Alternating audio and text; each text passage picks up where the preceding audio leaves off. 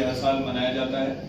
तो आप सबको पता है जो हमारे सेंस ऑर्गन्स हैं 5, उसमें से जो आंखें हैं वो हमारे लिए सबसे ज्यादा इम्पोर्टेंट सेंस ऑर्गन है, क्योंकि आंखों के थ्रू ही हम सब कुछ एक्सपीरियंस करते हैं। जो हम दुनिया देखते हैं वो आंखों के थ्रू है। आंखें बिना सब कुछ अंधेरा है और कुछ नहीं है। तो आंखों के लिए अभी डॉक्टर शुभम ने बहुत अच्छे से, बहुत ही जबरदस्त प्रेजेंटेशन से डेंटल अवेयरनेस कराया। इनफैक्ट आई बिलीव कि आंखों का अवेयरनेस हमारा थोड़ा ज्यादा है, dental awareness even amongst well educated बहुत कम है। लाइक मी आल्सो, मैंने बहुत कुछ आज नया सीखा इनसे। बट आंखों के लिए भी अभी अवेयरनेस जो है, जैसे जो हमारे पास बहुत चीजें जो अवेलेबल हैं, जैसे हम सांस लेते हैं, हम देखते हैं, हम रोज खाना खाते हैं, हम बहुत चीजों जो हमारे पास अवेलेबल हैं उसको हम लोग टेकन फॉर ग्रांटेड करते हैं, नजरअंदाज करते हैं कि ये तो है। तो इसका ज्यादा हम लोग सोचते नहीं है कि ये नहीं रहे तो क्या होगा। तो जैसे अभी कोविड आया था तो बहुत लोगों को सांस लेने में तकलीफ होने लगी थी, तो तब पता चला कि सांस लेना भी कितना जरूरी है। वैसे ही आंखों का जो हेल्थ है और उसके लिए हमें पहले से सतर्क रहना बहुत जरूरी है, क्योंकि बहुत से ऐसे बदनसीब लोग भी हैं जिनको आंखों के लिए मतलब वो चाहे फिर कुछ भी कर ले, उनको विजन जो हमारे लिए इतना अच्छा हम लोग देख रहे हैं वो उनको नहीं मिलता। तो दैट्स व्हेन हमें आंखों का असली ये वैल्यू पता चलता है। तो मैं यहाँ पे मेनली ज्यादा कुछ नहीं बोलूंगा, थोड़ा हमें रेगुलर आई जो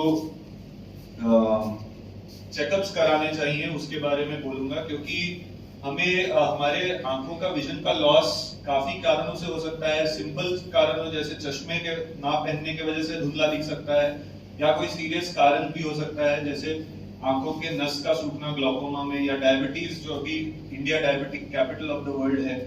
तो अभी डायबिटीज की वजह से भी आंखों का जो रेटिना होता है वो बहुत अफेक्टेड होता है। और कैटरैक्ट इज एक सबसे कॉमन रीजन विजन कम होने का।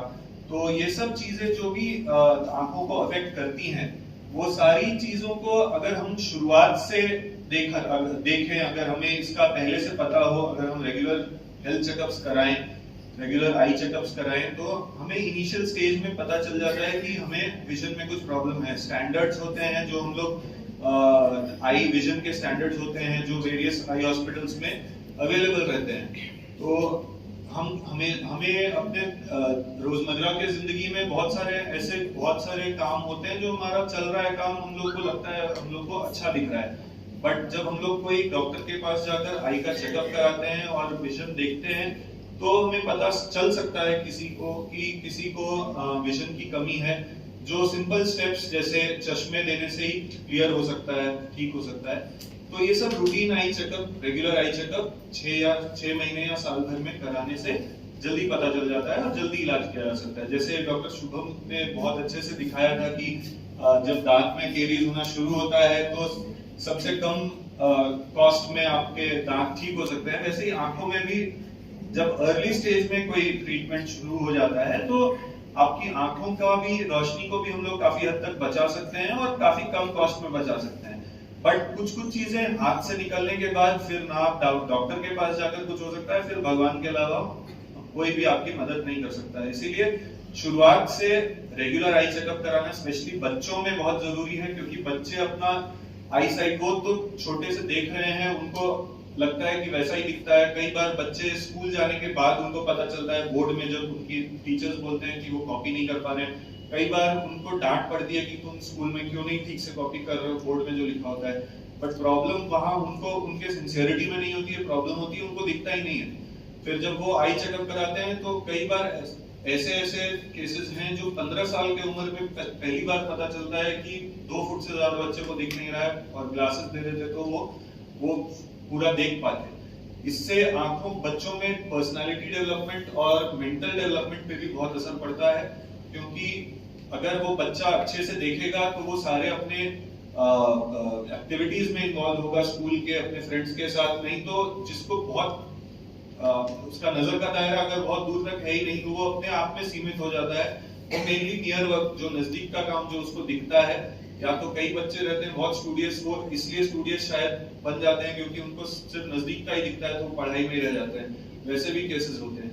तो इसीलिए जरूरी है कि ये आई का चेकअप रेगुलर हो, स्पेशली बच्चों में भी और बुजुर्गों में भी, specially after 40 years of age. बहुत सारे कंडीशंस लाइक ग्लूकोमा होता है वो जो कुछ और इवन डायबिटिक रेटिनोपैथी, जो डायबिटीज रिलेटेड इश्यूज होते हैं, वो जितना साल डायबिटीज का होता है उस हिसाब से वो उसके चांसेस बढ़ते जाते हैं रेटिना में डैमेज होने का। तो एवरी ईयर एक बार आई चेकअप कराना बहुत जरूरी है। इसके अलावा मैं बोलना चाहता हूँ आई डोनेशन के बारे में। आप लोगों को पता है नेत्रदान महादान कहा जाता है। आई डोनेशन हमारे इंडिया है, हमारे इंडिया में ये और भी रेलेवेंट है। जो वेस्टर्न कंट्रीज है, फॉरेन कंट्रीज है, वहां पर आई के इन्फेक्शन का जो रेट्स है वो यहाँ से काफी कम है, बट इंडिया में अभी भी आई के इन्फेक्शंस की वजह से जो कॉर्निया में डैमेज होता है, आई का जो कॉर्निया होता है, जो काला पुतली होता है, जो सामने में जो हमें काला सा दिखता है, वो एक्चुअली वो ट्रांसपेरेंट है। आंख के अंदर हमारे आइरिस का कलर ही वो कलर दिखाता है। तो ये आंख का काला पुतली का ट्रांसपेरेंट होना बहुत जरूरी है। यही लाइट को अंदर तक जाने के लिए हेल्प करता है। तो अगर ये कोई कारण से, चाहे चोट के वजह से, कोई इन्फेक्शन के वजह से, या कोई कुछ बच्चों में कुछ कॉन्जेनाइटल चीजें होती हैं जिनकी वजह से वो सफेद होना शुरू हो जाता है, तो जिसकी वजह से आंख के अंदर रोशनी पूरी तरह नहीं जा पाती है, इसको कॉर्नियल ब्लाइंडनेस बोलते हैं। आई डोनेशन मेनली कॉर्नियल ब्लाइंडनेस के लिए किया जाता है। बहुत सारी चीजों के लिए अभी भी ब्लाइंडनेस का हमारे पास इलाज नहीं है, जैसे ग्लूकोमा। हमारे पास जो हम लोग आई डोनेट करते हैं वो मेनली कॉर्नियल ब्लाइंडनेस के लिए होता है। इसमें ऐसा नहीं है कि पूरा का पूरा आंख मृत शरीर से निकालकर पूरा का पूरा आंख लगाया जाता है, ऐसा नहीं है। जो काला पुतली सामने का जो कॉर्निया है उसी को लेकर सिर्फ कॉर्निया को रिप्लेस किया जाता है। तो कॉर्नियल ब्लाइंडनेस एक मृत के शरीर से दो आंखें लेकर दो अलग अलग इंसानों को लगाया जा सकता है। तो एक डोनेशन से दो अलग अलग इंसान इसका बेनिफिट उठा सकते हैं। इसके अलावा जो आई डोनेशन है, इसे हम लोग प्लेजिंग कर सकते हैं अपने लाइफ टाइम में। हम लोग प्लेज कर सकते हैं, आंख डोनेट करने के लिए फॉर्म्स होते हैं, बट ये जरूरी नहीं है कि जिन्होंने प्लेज नहीं किया है वो आई डोनेट नहीं कर सकते हैं। मृतक के जो घर वाले हैं, मेनली आफ्टर डेथ, उन्हीं को ये रिस्पॉन्सिबिलिटी लेना पड़ता है कि अगर आप आई डोनेट करना चाहते हैं तो इवन दो आप ग्रीव कर रहे रहते हैं, उस टाइम पर काफी दुख का माहौल रहता है, बट आपको सतर्क रहना है कि वो 6-7 घंटे ही होते हैं जिसमें हम लोग आई डोनेशन कर सकते हैं।